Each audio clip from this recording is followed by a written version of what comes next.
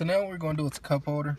This cup holder is a little trickier than most, partly because we can vacuum it out, but mostly because on most cup holders there's an insert that comes out and the whole cup holder itself comes out, and we'll just set that in a bucket, which will make everything a lot easier. But with this one, what we're going to do is take this brush, get it nice and wet. We're going to go along the crevices of the cup holder. We're going to get the bottom of it.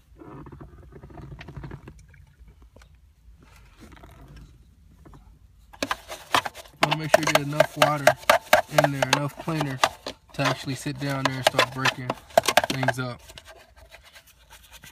We're going to let that sit for a second.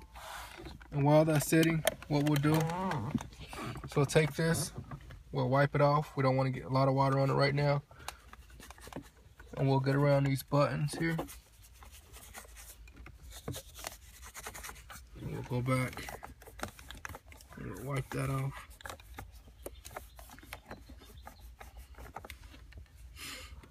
And this is the actual detail work. This is what makes a job either good or bad.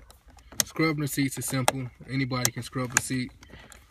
When it comes down to actually getting the details and getting around these buttons, that's what actually makes the difference. Now I'm going to take my shampoo rag.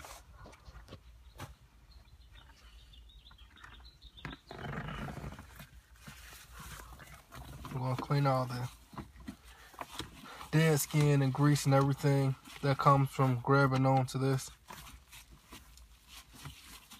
Let that sit. And while that's doing that, take this, we'll wipe across the steering wheel. We never put any dashboard dressing or anything on the steering wheel. We will dress the horn, but we will not do anything to the steering wheel. That'll make the steering wheel slippery, and that's a liability. And again, there's not much water on this, so it's okay to go over these buttons. But you really want to make sure you get all the dirt that comes from hands. And the guy who owns this car works in the factory, so there's a lot of dust and stuff on the steering wheel and on these things and all the things you touch on a regular basis.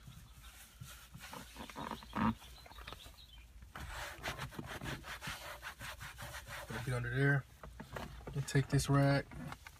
You're going to spread it like that, and you want to get right there in between the steering wheel and the steering column.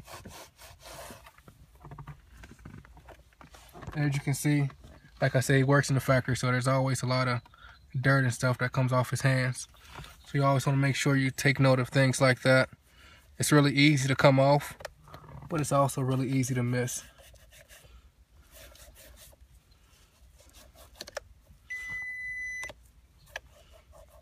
You always want to make sure if you turn the lights off, you turn them back on. You don't want to add more work for you trying to jump a car or anything like that. So usually you can do this like you do the seats.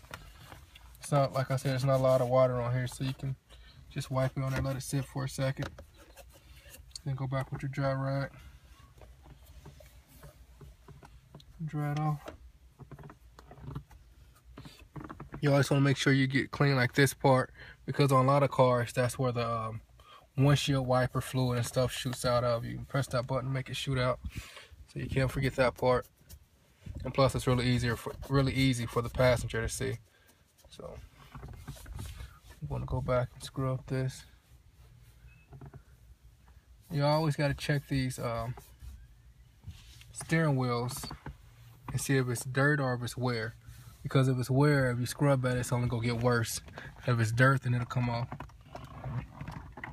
And to check that, what I'm going to do is use my stiff bristled brush.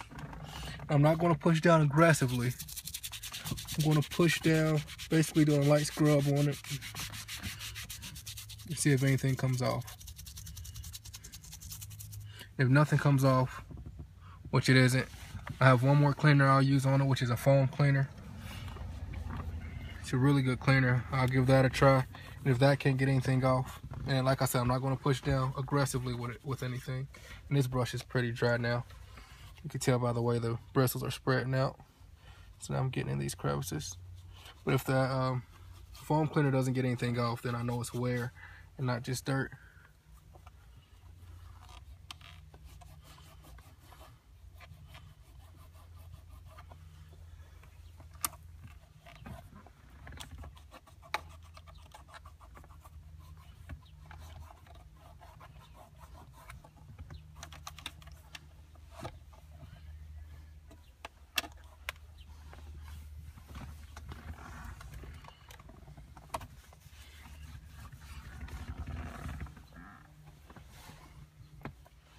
So now what we'll do, check on that, make sure the water in it hasn't dried up, which it hasn't. You can see how dirty that water is.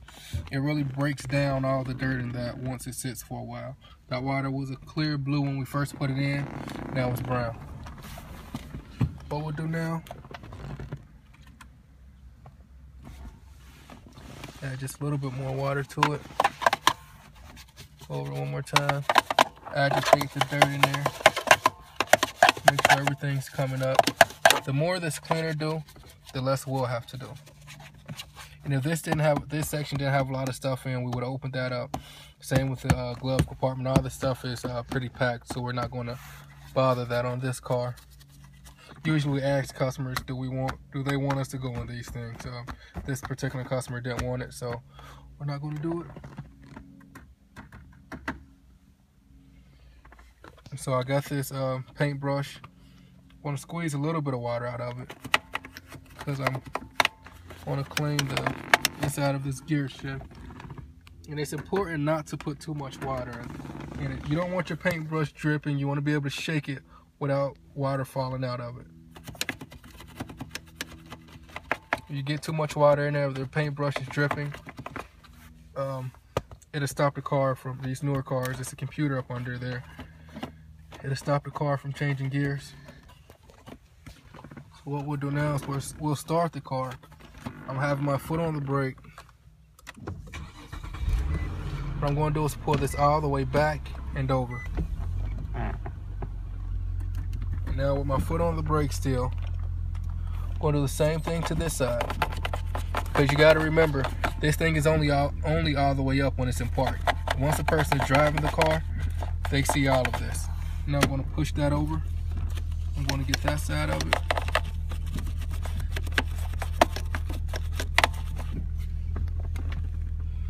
Now I'm going to take my rag. I'm going to wipe that out. And I've put on the emergency brake also, so just in case my foot does slip off the brake, we don't have to worry about rolling out into the street or running into the car that's parked in front of us. Hit that back over, dry it out. This is really commonly missed on most cars.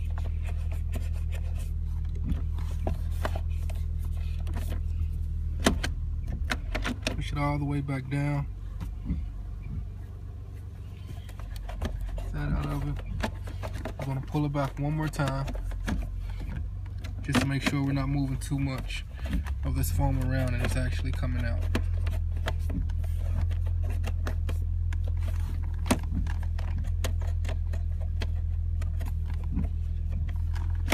Push that all the way back up. Let off the brake slowly. Turn the car back off.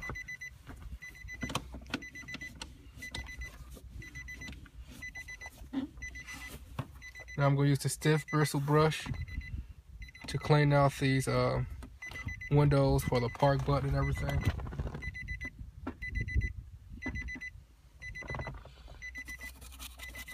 Stiff bristle brush is really good for getting in there. I'm also going to use it to clean right around here. A lot of people eat in their cars, so you'll get salt in there from their hands and everything in the center console. This is really the biggest part of the car. Even a car that's filthy, you can move through everything pretty fast. But when it comes to these cracks and crevices, they really take a lot of time. And this is actually what I use to judge how long it'll take me to clean a car. If it's not really a lot of stuff in the cracks and crevices, I could generally get a car done in 2 hours or less. If it's a lot of stuff in the cracks or crevices, then it's going to take me at least 2.5 hours to clean it. Especially if the air compressor isn't working like it isn't today.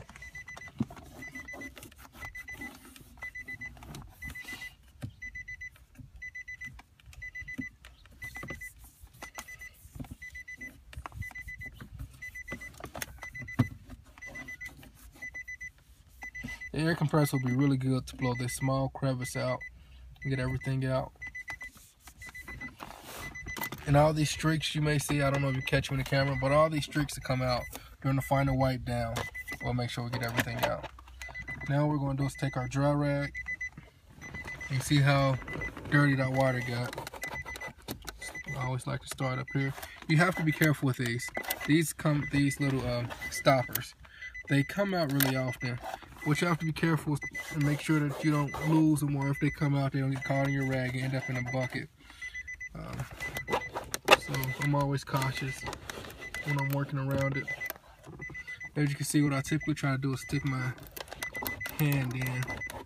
And I'm using the tips of my fingers. As you can see where the dirt is, I use the tips of my fingers and I try to stick it down right there in the crevice. Air compressor isn't the most useful thing for cup holders, because the stuff will just, if you spray it in it, it'll shoot straight out, unless you try to spray it at an angle and then caught the water in your rag. But any dirt will still, that didn't catch in the rag, will still fall back in. So usually what I'll do is, if I can't get everything out, like you see this little piece of dirt and stuff like that, when I do my touch-up vac, I'll just go back over it. The biggest thing you want to look out for with cup holders is making sure these crevices and around the edge of the inside is cleaned out. So that's really the difference between a dirty cup holder and a clean cup holder. It makes a big difference in the customer's perception.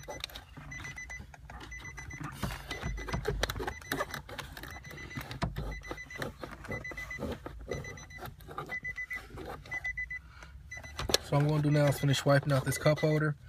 When we come back, I'll show you how to wipe down, condition leather seats and wipe down the dashboard.